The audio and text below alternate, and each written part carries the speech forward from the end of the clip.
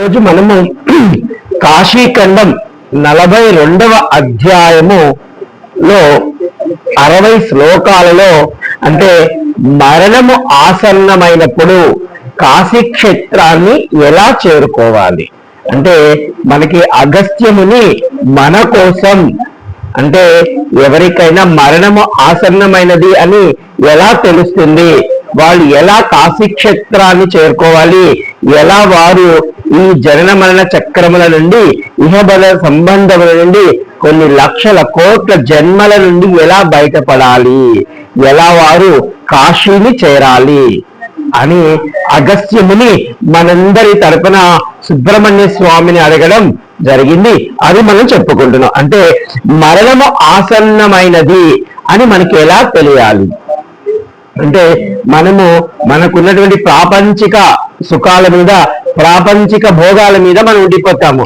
అలా ఉన్నప్పుడు అయ్యో ఇక నాకు 10 రోజుల్లోనో లేకపోతే కొన్ని రోజుల్లోనో మరణం వస్తున్నది కాబట్టి నేను తక్షణము నా బాధ్యతలన్నీ తీర్చుకొని ఈ కాశీ క్షేత్రము వారణాసి క్షేత్రము చేరి అవిముక్త క్షేత్రమందు అవిముక్తమైపోవాలి, ఇక జనన మరణ చక్రములోకి వెళ్లకుండా నేను ఉండాలి అనుకునేటువంటి ఎలా తెలుస్తుంది ఈ యొక్క మానవులకు ఈ జీవులకు అని అంటున్నాడు.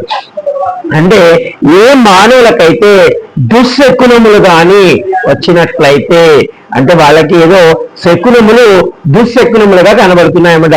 అంటే చూడకూడనిది ఏదో చూసినట్టు, ఏదో జరుగుతున్నట్టు, మనల్ని ఎవరో బంధించినట్టు అలాంటివి దుశ్శకునములు కానీ కనబడినట్లయితే మనం ఇక నాకేదో అంటే పదే అలా కనబడుతున్నాయనుకో ఇక ఏదో కొద్ది రోజులు సమయం ఇచ్చినట్టున్నాడు ఈశ్వరుడు కాబట్టి నాకు కాశీక్షేత్రము తెలుసు, కాశీక్షేత్రములకు వెళ్ళినట్లయితే నేను ముక్తిని మోక్షాన్ని పొందగలను అనుకొని మనం బయలుదేరాలి కాశీకి.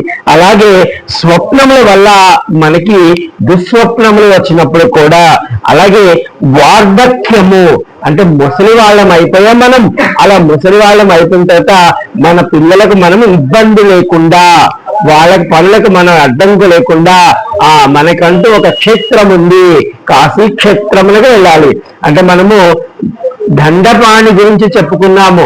దండపాణి గురించి చెప్పుకుంటున్నప్పుడు 8 సంవత్సరాల పిల్లవాడు వాళ్ళ తండ్రి బడిలో కూర్చున్నప్పుడు అడుగుతున్నాడు అన్నమాట, ఏ దిక్కు లేని వారికి, బంధువులు వదిలివేసిన వాడికి, సంసార సాగరము ఈదలేని వాడికి, భయ బంధముల నుండి బయటపడాలనుకున్న వాడికి ఏమిటి మార్గం అంటే కాశీ క్షేత్రమే మార్గము అని ఆ పిల్లవాడు తెలుసుకున్నాడు. 8 సంవత్సరాల పిల్లవాడు ఇప్పుడు నా తల్లిదండ్రుల నుంచి నేను విడిపోవాలి. చూడండి, 8 సంవత్సరాల పిల్లవాడే ఆ తల్లిదండ్రులను భోగభాగ్యాలను వదిలి కాశీ క్షేత్రానికి వచ్చాడు. కాబట్టి ఈనాడు కాశీ క్షేత్రానికి తాను అన్నదాత అయ్యాడు, తాను జ్ఞానదాత అయ్యాడు, తాను మోక్షదాత అయ్యాడు. అంటే చూడండి, ఈశ్వరుడు ఆయనకి మోక్షం ఇచ్చాడు కానీ మనకి మళ్ళా అధిపతిని చేశాడు.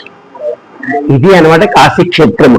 అంటే దీర్ఘకాలముగా ఏదైనా ఒక రోగం ఉందనుకోండి, అయ్యా ఒక 6 నెలల నుంచి సంవత్సరం నుంచి ఒక రోగము నన్ను పట్టి ఉంది, ఈ రోగము నయం కావట్లేదు.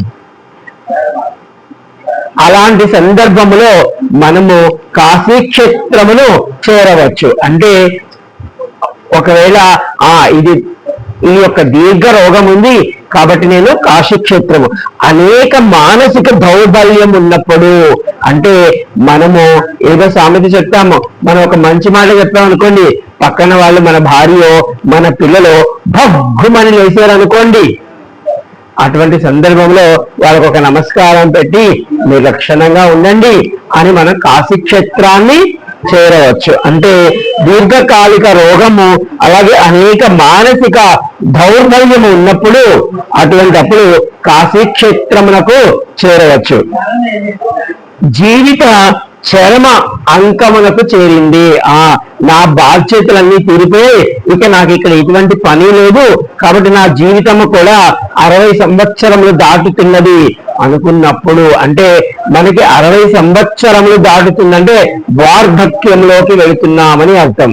ఈ వార్ధక్యంలోకి మనం వెళుతున్నామంటే మనం ఇంతకు ముందున్నటువంటి కౌమారం, యవ్వనం, అలాగే మనము ఇప్పుడు వార్ధక్యం